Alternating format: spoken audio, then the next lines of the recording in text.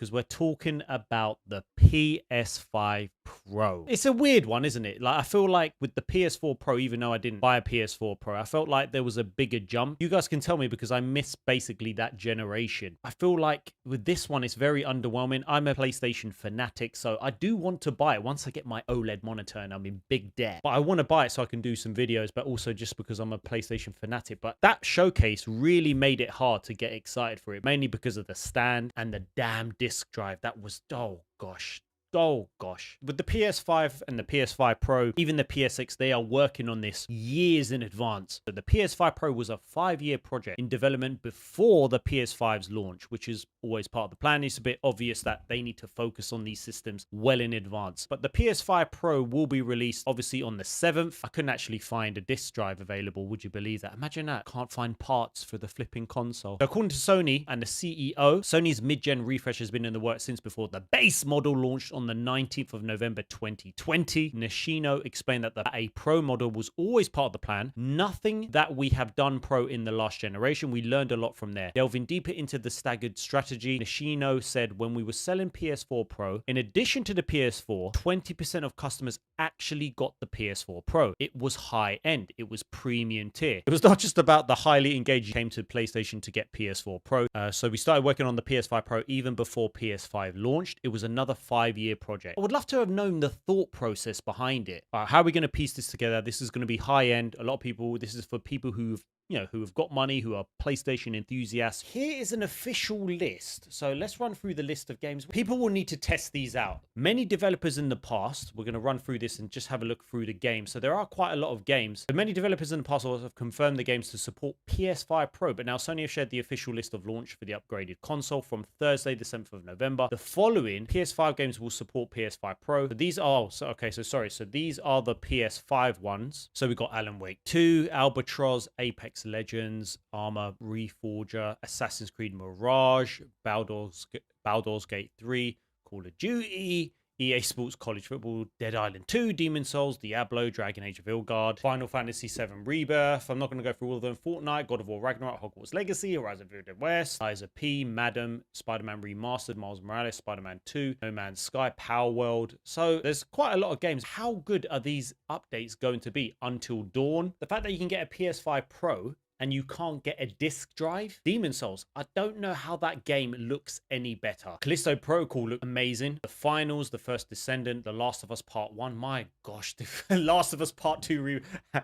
How many updates has The Last of Us Part 2 got? From the PS4 to the PS5, it got an update for 60 FPS. Then it got like a remaster, and now it's got another patch. But if they even talk about The Last of Us Part 2 in the PS6, they better not talk about The Last of Us. We've got Until Dawn, War Thunder, Warframe, World of Warship Legends. Before we look at the PS5 Pro, let's just have a look at this. This is Spider-Man 2. I don't know how we're even going to tell the difference. I think it's something you're going to have to see. So let's just have a look. I haven't seen this.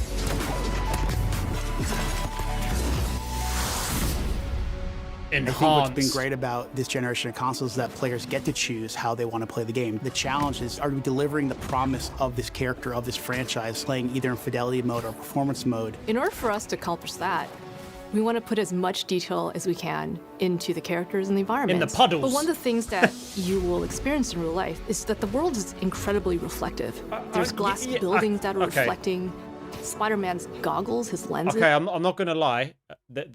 I'm only seeing the reflections, which I'm not sure if I'm assuming that was in fidelity mode, but instantly, like even off the van, you can see that.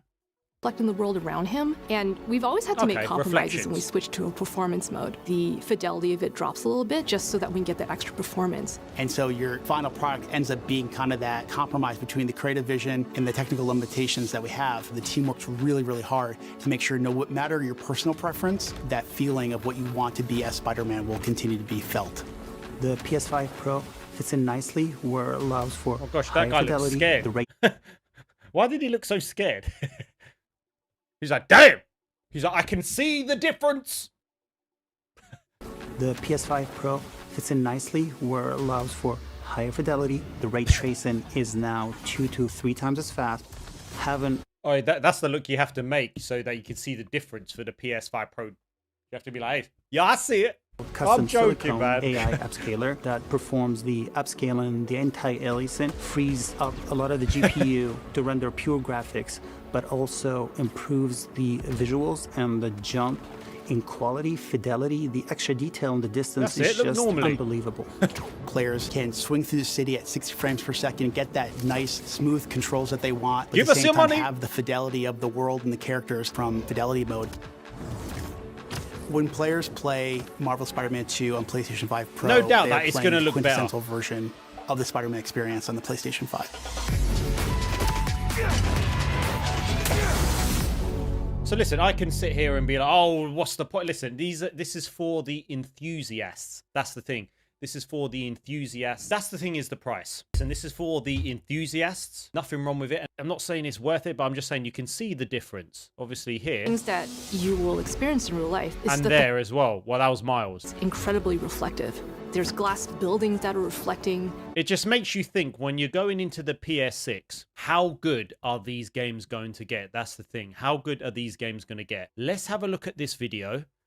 And then I'm going to stop it and stuff and speak. Here we go. This is Spawn Point. Today is the day. We are unboxing and taking a first look at the brand new PS5 Pro, which launches later this week. And I am hyped to get this unboxed and show you guys around. So a huge thank you to PlayStation for sending this out to me early so I could make today's video. Like on this video and subscribe if you want to see more PS5 Pro videos on the channel. Okay, and here it is. So the first thing you'll notice is the box is black instead of white like we had on the original PS5 and the PS5 Slim. And that's because this is a digital console. But don't worry, I will explain later on how you can add a disk drive to the Pro, as I did pick up one of these a couple of weeks ago.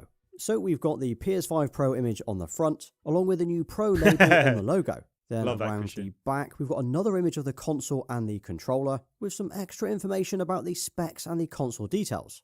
Oh, and not forgetting, this is the first PS5 console to ship with a 2TB SSD. So that's a really nice upgrade to see. I do forget about that. 825 gigs. This comes with 2 terabytes, which is good, which is great. 2 terabyte, much bigger storage, which is needed. On the size of this Look box. at the size difference. My gosh. Here it is compared to the original PS5 box. So you can see it is surprisingly smaller than that. And then again, alongside the newer Slim PS5, I'm actually amazed at how similar in size it is to the Slim box. I wasn't expecting it to be this small. But anyway, let's get this opened up and see what we get. Okay, so first up, we have the accessories on the top. This includes an HDMI cable, which is an HDMI 2.1 cable for your full 4K 120Hz bandwidth. Then we have the power cable and a USB-C cable, which has a USB-C on both ends. Now, this is what you'll use to charge your controller, as when you buy a second... Because it doesn't have at the front a USB, just a normal USB like the original one. USB-C, right? Do not come with a cable in the box. There's also a quick start guide and warranty information, which, let's be honest, no one ever reads, although we probably should. We've got a couple of plastic feet, and this is to lay the PS5 down. Now. Look at those elite stands. And the DualSense controller. Now, this is a standard controller like we've had before, so it's no different in terms of its features. But here's the model code on the back in case you wondered what it was. So as you can see, it's CFIZCT1W. And then if we slide this out, we have the new PS5 Pro itself. I like the design. Here it is. This looks like an absolute beast, yet it's slimmer than I was expecting. So it clearly has the same overall look as the normal PS5, but as you can see, it's more like the PS5 Slim in terms of its shape and its design. Now, a little bit later, I will compare the three consoles side by side. Look at that right there. So you got the full... You know what, guys? I just still think, looking at that, I still think the original physical PS5 just looks so much more premium. Obviously, he's got the matte finish on the front, which I've got the plastic, which you would definitely... I don't like the glossy, but you can change it. I still like them all, don't get me wrong. And he's going to put the disc drive on, but still, look, I feel like the original PS5 just looks great. But on first impressions, this looks nice. So we've got the 4 white removable covers on the side, with one corner showing the PlayStation logo. And then on the bottom corner, we've got these little PlayStation icons as well. And this is what keeps it flat when you lay it down. And then just like we've seen before, it does have the Sony logo on the inside, and those tiny little PlayStation icons built into the texture. Oh, and another thing I've noticed is all 4 covers are now matte rather than half of them being Oh, that's good, because I don't get why they did that for the Slim. I was like, why would you do the top one glossy where it can get dust? And so they've decided to do that on a matte, which is it's just very weird. Because I'm assuming they would have decided that a long time ago. But the biggest visual change here on the Pro is of course the new thicker vents across the middle. I like so those instead vents. of a gap like we had on the Slim, this has what appears to be 3 large plastic lines or vents across the middle. I guess you'll either love or hate them, but I think it certainly gives it a more aggressive look to what we've seen before. And it also breaks up the whole white panel on the side. And then looking around the front, we've still got the same black glossy finish to the centerpiece. And no doubt a few of you will wrap this matte black to hide those fingerprints. 100%. It's something that I did on the original PS5 and it looks so much cleaner. But if you look really closely, they have added the vents back in, which they did remove on the Slim. But then down at the bottom, we've still got two USB-C ports and the power button. But just to note, there is no disk eject button, and that's because it's now on the drive itself when you install it. Then if we flip this around, we can take a quick look at the ports on the back, which appear to be exactly the same as before. So we've got an HDMI port, a network port, 2 USB ports, and 1 for the power. Now, if I switch this on, we can take a quick look at the LEDs on the front. It does so we look still cool, get the though. blue and white nice. LEDs across the bottom that sort of fades up the front. But yeah, I think on first impressions, I'm already liking the look of the Pro, and I think it looks pretty good on the setup as well. But what are your thoughts on the overall look of this console? I think are you a fan of the vents on the side? And as for the stand, just like the original and the Slim PS5s, the Pro can either be used vertically or horizontally. Now I use it both ways, as on my desk I have it stood up, whereas in my living room I actually have it laying down. And as I showed earlier, inside the box it does come with these little plastic feet that you will need to use it when laying it down. But all you need to do is slot them into the holes on the side and it will lift the PS5 very slightly while keeping it flat. And this is perfect for under the TV. However, if you want to use it standing up, you will need to fit this vertical stand. I'll be honest, I've used my Slim since day one without a stand, but you really should use one to keep it more secure in your setup. All you need to do is remove this plug from the bottom of the PS5, slide the stand on and screw it into place. Now this stand is not included as it is sold separately, but it works on all of the PS5s, so the original, the Slim and now the Pro. And once it's fitted, it just adds this chrome circle underneath and it should stop it from falling over. Okay, now I've got to show you the size difference here between the Pro and the other two consoles. So we already knew that the Pro was going to be a similar height to the original PS5, while the same width as the slimmer PS5. And that's exactly how I would describe it. It's now a tall but thin looking console, and I think it looks a lot more balanced. Now, this isn't a 100% fair comparison, as I've got a disk drive on the other two, but it gives you an idea on how tall and thin this looks side by side. It's also got a far smaller footprint than before. Now, over the last year, I've actually got used to the size of the Slim being here, but seeing the PS5 Pro, I think this could be the perfect size, at least for my setup. Now, all I need are some black covers to really finish this off. So and talking of the covers, as you can see, it does come with 4 removable covers on the side. And just like with the Slim, well, you can pop these off in order to change them, fit an SSD drive, or install the disk drive. So firstly, even though the PS5 Pro does not come with a disk slot, as it's primarily a digital console, you can install one of these on the side. Now, this is actually the same drive that you can buy and fit to the Slim. So if you're able to find one of these in stock, I would definitely grab one before you buy the Pro. And even though I buy most of my games digitally, I'll still want to use a disk drive for a few of the games that I do tend to pick up. So anyway, this just clicks onto the port on the side, and it even comes with a white cover in the box. So once you've installed this, it looks like it's come straight from the factory. And then here's how it looks once the drive is installed, which obviously adds some bulk. Add some bulk to it, but that is what you want. It's just crazy how you have to buy this extra. I still can't get over it. Because I actually looked online, because if I get an OLED monitor, I was thinking, let me just see. So I was like, I put it all in my basket. I wasn't going to buy it. I was just seeing how much I bought. Put the stand in there, put the PS5. And I looked online. The disc drive is sold out. The disc drive is sold out. Would you believe it? At the moment, as of this morning, I checked. You can only buy it on eBay. And it's like, to even complete your console, it's crazy. It's crazy. But it still looks a lot slimmer than the original PS5. It's still nice. Okay, and the question that a lot of you asked me last week, this bit pissed me off. Will the Slim covers fit on the Pro? Well, the answer is frustratingly no. The thing is, the bottom covers fit just fine. They are exactly the same size. Oh, so it's the bottom. Top covers are literally millimeters out. I mean, you can see here how close the white Pro cover is to the black Slim cover. Also, the clips on the back are in very slightly different places, so it just will not line up. Now, this for me is a real shame, and putting it bluntly, just massively disappointing, as it now means I, and of course you, need to buy yet another set of covers for the Pro, even though I have them already. So for now, I'm going to have to stick with the white console covers until they release some new ones, unless I fancy going for a two-tone black and white PS5. That is crazy. I just think for people who bought the Slim and imagine they bought 3 different colors. And you're like, yeah, I want to buy the Pro. You can't even use the plates on your Slim, on the PS5 Pro.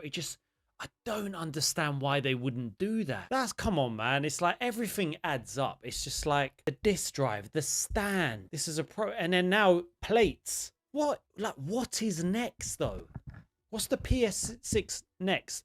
Oh, you can use your DualSense on the PS6, so it doesn't come with a controller. If you want the premium PS6 controller, you have to buy it separately. I wouldn't be surprised. Oh, and just like before, we can install an NVMe SSD in here. Now, I've not tested this yet, but I assume this will take the same SSDs up to 8 terabytes, which means on top of the 2 terabyte we already have installed, you could have a 10 terabyte beast here. I'm also going to test out if swapping the NVMe from my other PS5 will work on here without needing to download all of the games again. Yeah, that's a good. Yeah, that would take ages. Let's face it, that's the real reason you want to upgrade to the Pro. Well, here's what it's packing. So the storage, as mentioned, is now a 2 TB SSD, which is double that we had in the Slim, and a lot more than the 825 gigabytes we saw with the original PS5. But there are 3 big changes that are worth talking about. The first is the larger upgraded and custom GPU. We've seen it's about 67% more powerful, giving an estimated 45% faster rendering time for games. Next is the advanced ray tracing. So because of the more powerful GPU, ray tracing is able to provide an improved reflection and shadow handling in games that support it, which is reported to be able to deliver these at double and sometimes triple the speeds of the current PS5. And then we have the new PSSR, or PlayStation Spectral Super Resolution. This is the new AI-driven upscaling that's designed to give us improved graphics up to 4K, while running games at 60 and even 120 FPS. This is huge for PS5 players. It means we won't need to choose between visual and performance, as we can have both. Also, they've added a game boost to 8,500 PS4 games. So this should make those games look even better than ever. But I do need to test a few of these out.